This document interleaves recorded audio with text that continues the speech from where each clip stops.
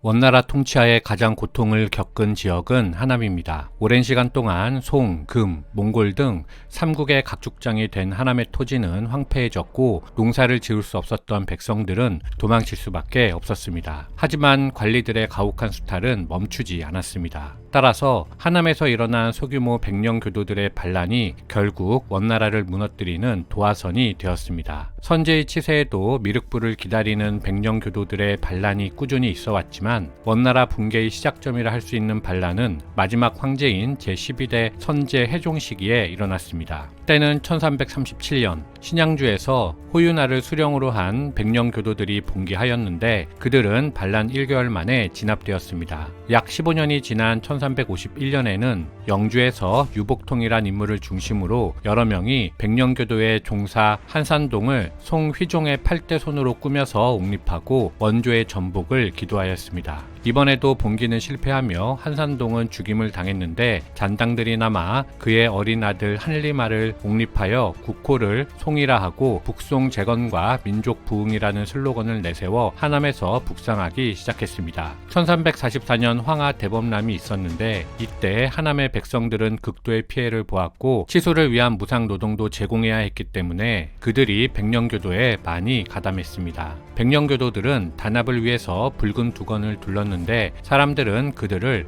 홍건적이라 불렀습니다. 홍건군의 소란이 하남 전역에 퍼지자 그들을 따르는 무리들이 속출하였습니다. 그 중에는 정원의 토 곽자응과 그의 부하인 주원장도 있었습니다. 그러자 사태의 심각성을 깨달은 원조가 본격적인 토벌에 나섰고 원조의 군사력을 당할 수 없었던 홍건군들은 뿔뿔이 흩어진 채 강남으로 물러났습니다. 그리고 세 갈래의 세력으로 재편되었는데 그 3인방이 바로 진우량, 주원장, 장사성입니다. 진우량은 면양의 어부 출신으로 이 지역 홍건군에 가담하였는데 훗날 세력을 키운 후 홍건군이 건립한 천안국을 빼앗아 국호를 대안으로 하여 즉위한 인물입니다. 주원장은 종리의 농부 출신으로 일찍 부모를 여의고 지역 토호인 곽자응에게 의탁한 인물입니다. 곽자응이 죽자 한리마에게서 받은 관직을 버리고 남하하여 장강을 건넌 후 강남의 요충지 집경로를 정복하고 스스로를 오국공이라 하였습니다. 장사성은 태주에서 관염을 배로 운반하는 유통업자였습니다. 그는 홍건군과 직접적인 관련은 없는 인물이었지만 홍건군으로 시끄러워진 틈을 타 1353년 태주 일대를 점령하고 국호를 대주라 하며 세력을 키웠습니다. 이 중에서도 특히 장사성의 반란은 소금 수입의 요충지를 국가가 빼앗긴 것으로 무엇보다 중요한 사안이었기 때문에 원조는 특별히 승상 톡토를 파견하여 대응하였습니다. 그런데 승상이 조정에서 사라지자 권력 다툼이 발생하였습니다. 톡토의 반대파가 홍건군 토벌에 나선 톡토의 관직을 박탈하고 운남으로 유배를 보내버린 것인데요. 아울러 홍건군 토벌에 공을 세운 위구르 출신 착한 테무르 및 그의 아들 쿠쿠 테무르와 몽골 장군 출신 볼로 테무르 등 군벌들 간의 세력 경쟁도 발생하였습니다. 그 경쟁 과정에서 황태자 아유시리다라까지 연루되었는데 결과적으로는 쿠쿠 테무르를 중심으로 한 황태자당이 승리하였지만 그 혼란을 틈타 주원장은 강남에서 통일 세력을 형성할 수 있었습니다. 즉 원조의 자중질환이 강남 한족의 통일을 도와준 셈이었습니다. 이 시기 원나라의 내란은 지난 원나라 황제 즉위순 편에 설명해 놓았으니 궁금하신 분들께서는 참고하여 주시기 바랍니다. 이렇듯 원조의 내란을 틈타 강남 상국은 자유로운 상태로 3파전을 벌인 것인데 이 싸움에서 최종 승리한 것은 주원장이었습니다. 주원장과 진우량, 장사성의 3파전 내용은 지난 명태조 주원장의 삶과 전쟁편을 참고하여 주시기 바랍니다. 이 대목에서 주목할 만한 것은 주원장은 홍건군 핵심 송군이 북상하여 원나라 주력군과 대결하던 사이 자신은 장강을 넘어 남쪽으로 내려가며 원조와의 대결을 피했다는 점입니다. 그는 남하 후 집경을 점령하고 이곳을 응천부라 칭하고 거점으로 하여 세력을 키웠습니다. 그리고 1359년 송군이 북벌에 실패하며 한리마 등이 주원장에게 의탁하자 그의 명성이 더욱 높아졌습니다. 그러자 비로소 강서에서 진우량을 무너뜨리고 강소에서 장사성을 멸망시킨 것이었지요. 장사성을 무너뜨린 이듬해인 1368년 주원장은 응천부에서 황제 즉위식을 거행하고 국호를 대명, 연호를 홍무라 하여 황제에 즉위하였습니다. 한편 주원장이 즉위식을 올릴 무렵 서달이 이끄는 북벌군은 이미 산동 일대를 평정하였고 이어서 대도를 점령한 후 상도까지 함락했습니다. 원 순제는 북상하여 1370년 응창에서 사망하였고 몽골 세력은 막북으로 물러나 북원으로 존속하였습니다. 북벌과 동시에 정남장군 탕화는 절강의 방국진을 항복시켰고 요영충은 광동, 광서 방면으로 진출하였습니다. 아울러 양경의 별동대는 호남에서 광서를 거쳐 공격하면서 태조 치세 중반 무렵에는 중국 대륙 대부분이 명제국에 속하게 되었습니다. 통일 명나라에게 가장 시급한 것은 농촌을 부활시키는 것이었습니다. 원조 말기 전란으로 인한 농토의 피폐와 그에 따른 가혹한 수탈은 주원장 자신이 실제 경험하기도 했거니와 만약 이 공궁이 계속되면 명나라도 각종 반란에 시달리며 국가 운영이 불가능해질 것이 뻔했기 때문이었습니다. 따라서 태조는 농업을 살리기 위해 떠도는 백성들을 농촌으로 돌려보냈고 인구가 많은데 토지가 부족한 곳은 땅이 남아도는 곳으로 백성을 이주시켰으며 황무지를 개간한 사람에게는 그 토지의 소유를 인정해주는 등 농업 생산력을 높이기 위한 정책을 실행하였습니다. 또한 다수의 노예와 전호를 소유하는 대주주를 없애고 정권에 반대하는 지주나 토호들을 탄압하며 농민이 무제한으로 착취당하는 것을 막았습니다. 조세를 면제하는 경우도 많았고 치수와 관계공사를 일으켜 장강과 황하를 개수하는 노력도 계속하였습니다. 그 결과 태조 치세의 재해는 한층 감소하였고 경지 면적이 증대되며 농민의 생활이 점차 안정되기 시작했습니다. 동시에 이갑제를 채택하여 농촌을 관리하였는데요. 이갑제는 지역적으로 인접한 110호를 1, 2로 구성하고 그중 부유한 10호를 이장호라 하며 나머지 10호를 갑수호로 구성한 농촌 지배구조를 말합니다. 각 리에는 이장을 두어 매년 이들로 하여금 순번으로 관할케 하되 10년을 주기로 직무를 맡게 함으로써 그 지배력을 말단 농촌까지 침투시키게 하였습니다.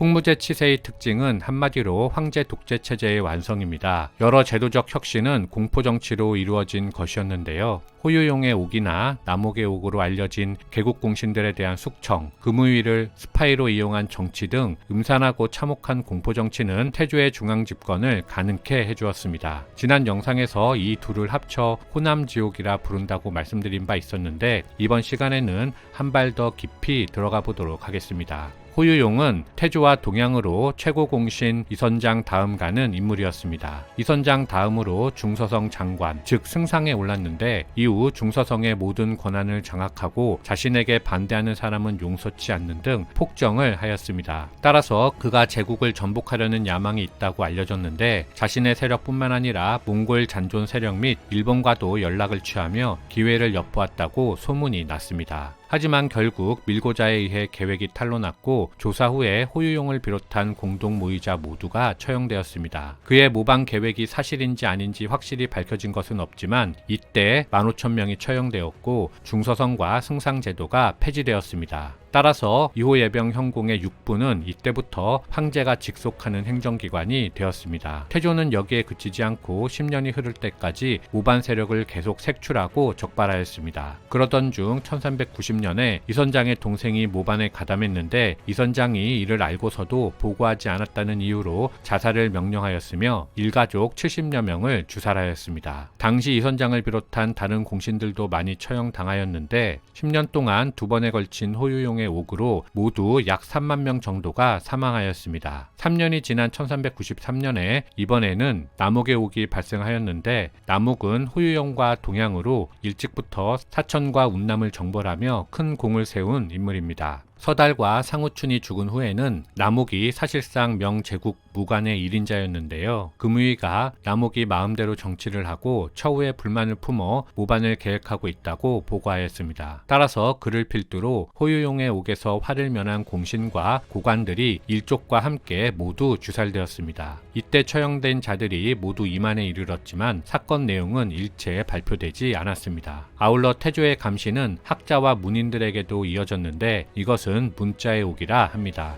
특히 태조는 자신이 싫어하는 문자를 사용하는 자를 엄벌에 처했습니다. 그가 싫어했던 문자는 광, 독 등의 글자였는데 이는 태조가 회상하기 싫어하는 탁발승 시절을 상기시켰기 때문입니다. 문자의 옥으로 희생된 대표적인 인물은 시인 고개입니다. 고개는 태조의 요청으로 원사를 편찬하며 호부시랑에 오른 인물이었는데요. 자신의 버신 위관이 고향인 소주에 임관하여 관청을 장사성의 궁전 뒤로 옮겼는데 어떤 이가 이것은 위관이 장사성의 뒤를 이을 심산을 드러낸 것이라고 보고하였습니다. 따라서 위관은 모반을 꾸민 죄로 사형에 처해졌는데 고개가 관청 신축을 축하하는 상량문을 작성했다는 이유로 이 사건에 휘말렸습니다. 결국 고개는 허리가 잘리는 형벌을 받아 사망하였고 그의 몸은 8부분으로 나뉘어 응천부 거리에 버려졌습니다.